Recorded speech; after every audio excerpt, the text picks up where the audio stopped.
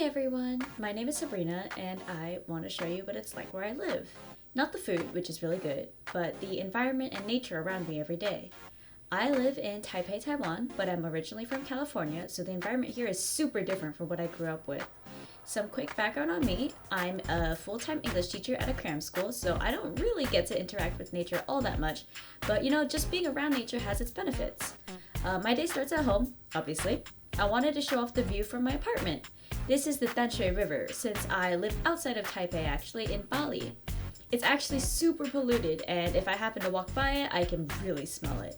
It's really pretty though, and I can see these big white birds on the trees on the bank sometimes. You can even tell when the tide is going up and down, since the boats will move up and down with it.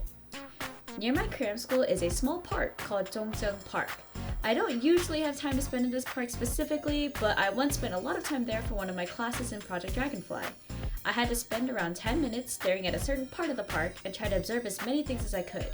While I noticed a lot of things I probably wouldn't have noticed just walking through it, I couldn't shake the memory of practicing dancing here once and ending up with around a million fly bites.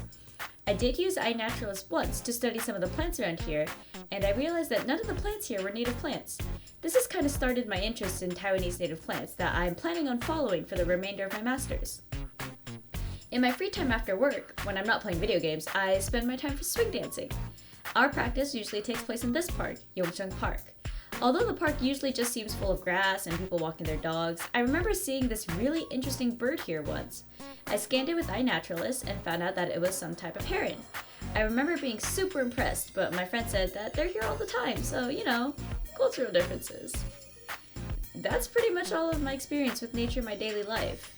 It might not seem like much, but being able to do a little bit of research with apps like iNaturalist have made things I thought were normal much more interesting to me. I hope you'll be able to discover new things about your area too.